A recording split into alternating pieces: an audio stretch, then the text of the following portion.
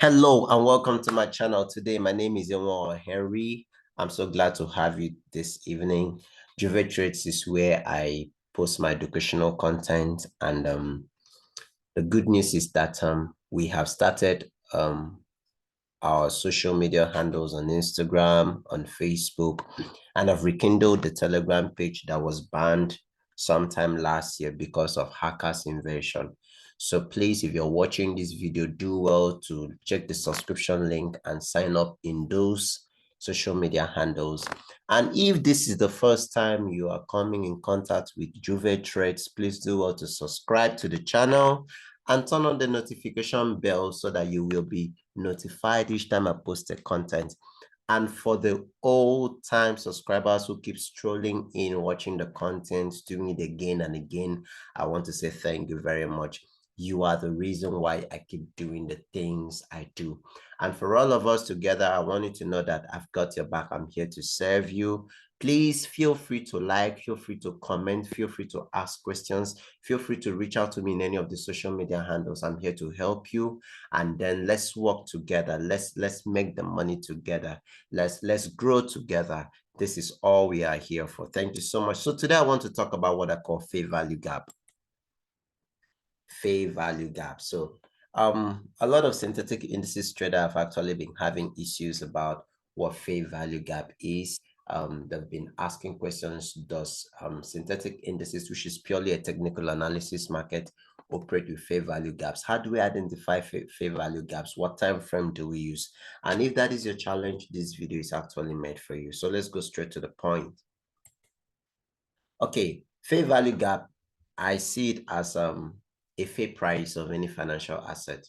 What do I mean? When you compare the current price of an asset, maybe let's just say boom, crash, volatility step, and then you look at how the market is running, maybe it's far beyond where you should take a trade. What you should look out for in such a situation is to look out for a fair value gap. In other words, a fair price that if peradventure the price should retrace or pull back, you'll be able to move into the trade with minimal risk but high reward. That's what fair value gap is. It's actually a gap, or should I call it a place tag, or should I call it a price zone where you have fair price of that asset such that you can buy with minimum risk, maybe maximum reward.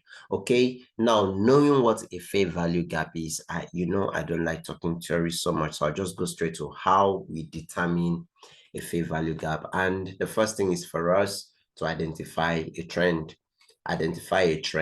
and then look for candlesticks that have strong momentum or wicks.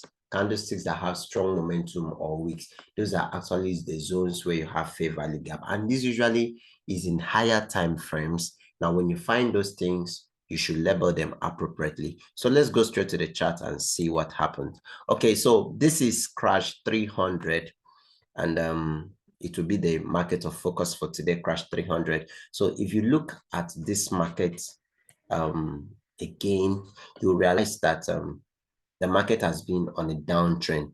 How do I know? The market has made significant lower highs and lower lows. Significant lower highs and lower lows. And right now is on that pullback. So if you look at crash 300 is simply on an uptrend. Okay, so we've fulfilled the first part of the bargain that says identify a previous trend. So what's the trend? The trend is actually what? A downtrend. So what are we supposed to do? We should look for candlestick with strong, significant momentum or wicks with gaps between them. Okay, so now what we are actually going to do is to, in identifying fair value gaps, you need to know that the essence is for it to create what I call pullbacks. Yes, without fair value gaps, there'll be no pullbacks. What do I mean by that? The answer is very simple. When price is moving in a direction, there is always a room for imbalance. So pullbacks come in to fill in those price inefficiencies, or what people get to fill the fair value gap so that the price could be balanced. And after the balance, the price takes up and continues the trend. That's the psychology behind pullbacks. And okay, so what we are going to do is to identify such zones. Okay, so if this is our last zone where we had this trend, so that means we should focus more on this guy here at this point. But looking at it again, let me do this. Looking at this again, can I take this away? Yes. Looking at this again, I should focus more. This is where the price had been. So if there is any room for fair value gap, then it should be somewhere above this high. So let's look at it. So what was the criteria? Candlesticks with what? High momentum, and then they have what? Wicks in between them. So if we consider between here and here, do we have candlestick with strong momentum that have wicks and gaps quite small, but they're almost filling up each other? So this could be seen as a fair value gap zone, okay? Because if you're considering this, let's look at this again. This is 4-hour time frame. If you're considering this again, this would have been the perfect price. Okay, this was where we had the last candle. Okay, so candle pull down, went back up, closed here. So we had the fill in void. So here we also have a fair value gap price here between here and here. Okay, it's kind of insignificant, but let's keep it between here and here. And from here, this fill, this void. And then till, yep, there. Okay, so let's keep it at that price zone. So the psychology now, after this, what we're supposed to do, what we're supposed to do, what mark out the zones and label it appropriately. So I'm going to label my fair value gap zone here. So I'll type it fair value gap zone. All right, so I can keep it there and then duplicate it as much as I desire it to be. So okay, sorry for that. Oh no, that's not what I want. Okay, so there we go. Okay, now the essence of this is that it is believed that at this point the market has left some orders that it has not yet taken. So definitely price has to come back and fill this void before taking up a trend.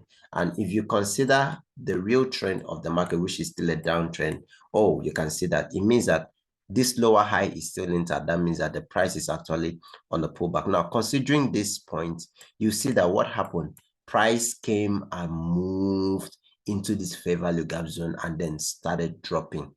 So does it mean the price will drop back to this zone? Well, if it's going to be a yes, we will see how that will happen over time. But nonetheless, this is where we should focus on, because price is going to do its work while we follow it righteously. Okay, so let's look at this other trend. Now, this is the fair value gap on the general monthly time frame trend. Okay, so let's look at here, this minute trend. If we have some fair value gaps that the price might fall to fill. Okay, if you look at these, we have strong candle momentum. This is our last high here. Okay, there was a filling there, so there is no fair value gap there. So let's look down to this uncle down here. Okay, so looking at this, this was the last point we had. So I think I can keep this like this. Okay, and then maybe extend. And then this was the last lower high we had. Okay, so now there is a feeling here that price came down. So there's a probability. Now between here, this point, I mean, precisely, they are momentum candles that price has not yet filled the void. It left price on taken orders. So if price is actually going to come down,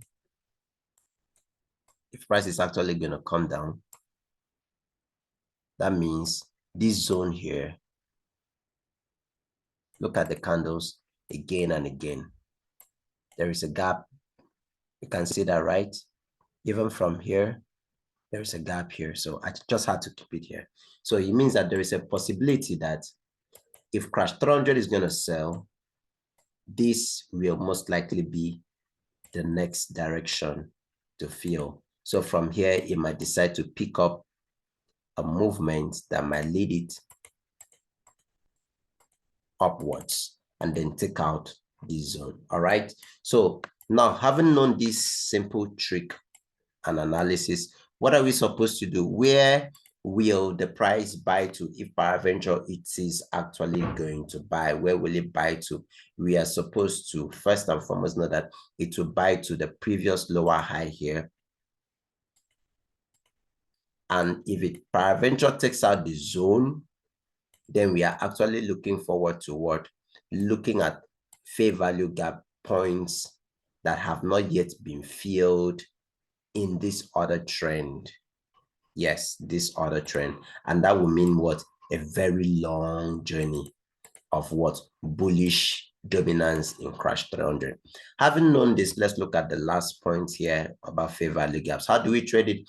Take an open position at the fair value gap zone, use the zone above or below as a stop loss or take profit. So what do I mean by that?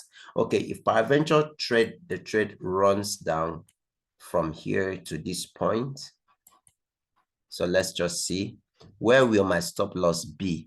This is the zone before this fair value gap. So this can be my stop loss zone. This point here can be my stop loss zone. And if peradventure I am shorting this market, this fair value gap could also be my exit point. All right. So having known that, and I want us to do a little bit more of practice about this strategy, because I've been using it over time and it's been working for me. Now, if you want to know so much about juvirtrades, you can check the subscription links. I have my social media handles. You can reach me. And if it's the first time you're tuning into the channel, please do well to subscribe to the channel. We are 2,150. We need to push the number higher, and we need to get the channel to a place of relevance, especially where we have very few people trading the synthetic indices. Please do well to promote the channel, do well to share the video, like and comment, and I'm here for you. Remember to reach out to me if you need coaching or mentorship or anything. I'm here for you. And I'll just do that for a very little token fee. Thank you so much, and thank you for watching in. Bye for now.